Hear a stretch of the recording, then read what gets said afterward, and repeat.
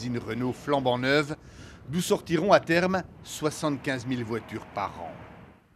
Une bonne nouvelle pour la région, avec la promesse de plusieurs milliers d'emplois. Une bonne opération aussi pour Renault, déjà bien implanté en Algérie.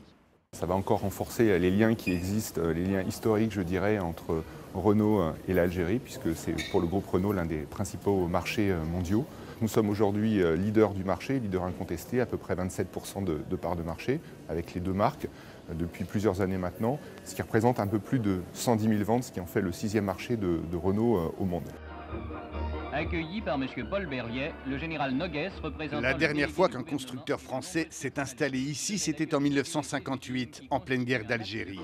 Berliet ouvre alors une usine de camions à Rouiba, dans la banlieue d'Alger.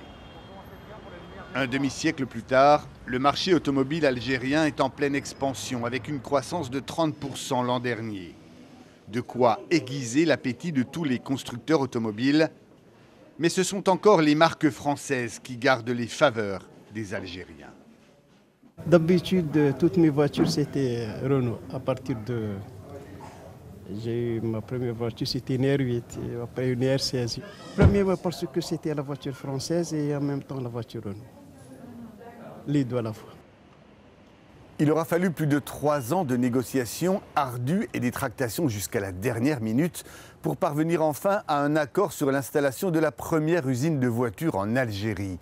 Preuve, s'il en était besoin, qu'entre Paris et Alger, les relations ne sont jamais simples.